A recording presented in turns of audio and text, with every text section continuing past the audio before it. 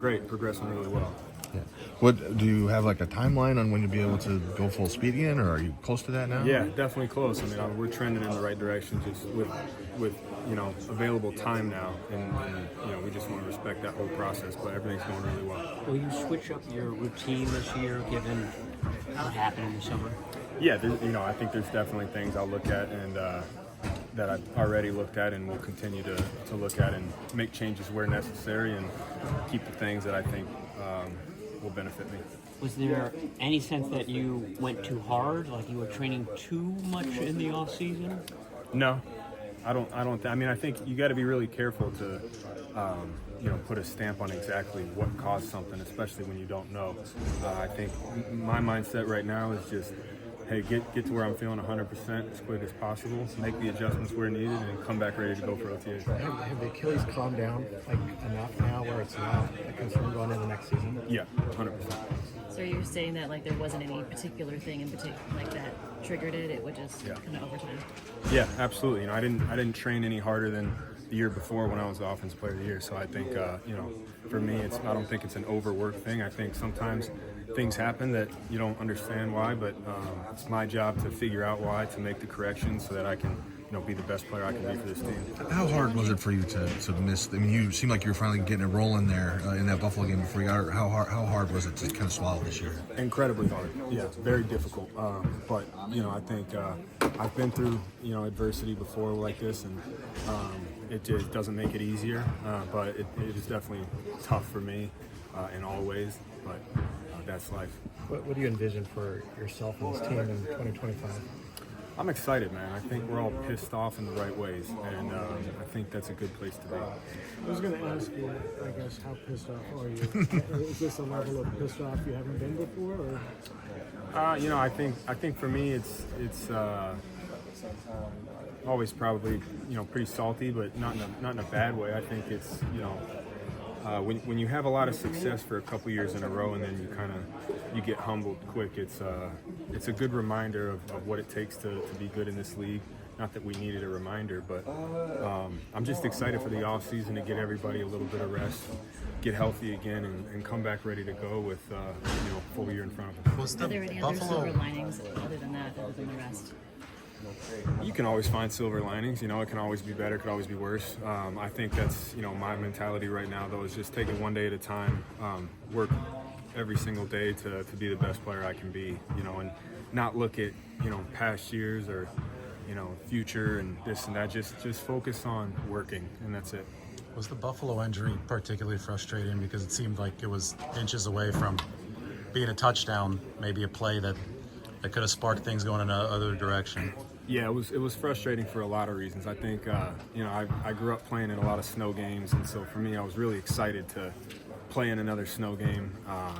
It was very nostalgic for me, and it was also kind of the first time I felt like myself again, and I was excited about that. But that was good. It was good that it happened because I got to taste it again and understand what I can do, and I'm feeling great now, and it's just a matter of putting together the best offseason as possible, working extremely hard, and coming back for OTAs ready to go. George was just asked this, but what were your thoughts on Brock and any sort of changes you saw from him from last year to this year? Man, I thought Brock was great. I think he's done such a good job of managing the team. He's the leader, he's the quarterback, and it doesn't always go well. I think obviously he was the last pick in the draft, and so he probably came in with a chip on his shoulder. But since he's been playing, it's been a lot of good.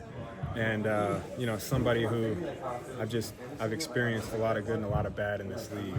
And I think he's done a really good job for his first time going through losses like this, of maintaining composure, maintaining work ethic, and continuing just to be himself. And that's a good sign for a young player, because it's not always like that. So I'm excited for him. I'm pumped for him, and I'm proud of him, and lucky he's on our team. I know you stay out of other players' business, but we know what's coming up for him contractually. Is he a guy who seems particularly able to deal with the change in life that's going to bring him? This is going to be a large difference for him. Yeah, I would consider him somebody that will handle the changes very well. Having the perspective that you did, not being on the field, did it give you a different view of what was going on in the locker room? I mean, it was a challenging season, but what did you see from where you were? Well, it's tough, you know. I think when you're not out there, it's I don't want to say you don't have a right, but you know, it's just tough because you're not contributing, and so that's one of the most frustrating things about it is you're not helping. And for me, it's just about being a good teammate where I can be, and trying to come back as quick as possible. You know, unfortunately, sometimes those are the only things you can do when you're hurt. But guys never stopped working hard. Guys never stopped coming in here with intent. We had a really, tough year. And I've been a part of tough years, and I've been a part of good years. I could tell you one thing, though. There's only one team happy at the end of the year, and everyone else is really pissed off, whether you lose the Super Bowl or whether you go 6-11 or whatever it is. So I think the mind shift now has to shift quick from, this was a tough year, let's learn from the mistakes and get ready for OTAs, because we don't have time to mope on this year. And just like last year, we didn't have time to think about the Super Bowl, and that's easier said than done. But we got to get ready for this next year, for the guys that'll be here, and come back, hungry. This would be a stupid question, but the first 3 games, why were you not? I mean, obviously, there might be obvious answers here, but why did you not quite feel like yourself into the Buffalo game? Well, I just think football takes time to get good at it, and to get your eyes, your body, everything syncing together. It's one of the only sports where it's very hard to replicate. We can't play 5-on-5 in the off season like on a basketball court. So it's tough to replicate those kind of reps full speed against a team that's trying to tackle you, not tag off. And so it just takes a lot of reps. And so sometimes feelings aren't even reality. You might have looked great, but you might have felt off. And so for me, it felt like I had a better burst. It felt like I had my feet under me again. I was seeing it right. I was hitting it. Maybe it was more of a feeling than a reality, but that's just how I felt. I feel things that happened that, couldn't really see coming with Ricky, our O-line coach, to Charvarius Ward, Trent Williams. Team went through a lot this year, and, we weren't able to, get through some of those games. And, it's unfortunate. We're not happy about it.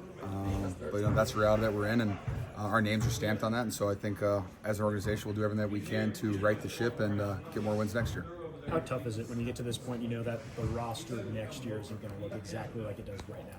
Oh, it's always tough. I didn't really realize that until my second or third year in the league, and just how different it changes every single year. Whether it's coaches, whether it's players, personnel, staff, whoever it is, it changes every single year. Besides Pete, he never leaves, in a good way though.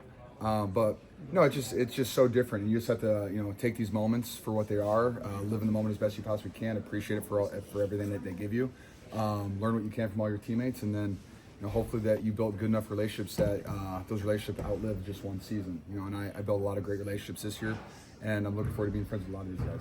Bosa said after the season, it's hard to look the other guys in the face being a leader of this team and having the season that you guys have had.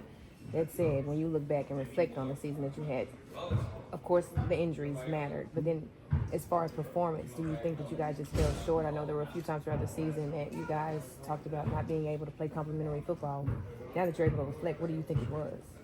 I haven't reflected too much because we played yesterday, but I will say that I'm pretty sure we had I have no idea what the number is, but it felt like we had 20 turnovers and then didn't get any turnovers. And so when you turn the ball over that much and you're not scoring in the red zone and you're not getting turnovers, it's hard to win football games. And that just is what it is. I know as an offense, we moved the hell out of football all year. I feel like besides 2 weeks, we're top 5 every single week.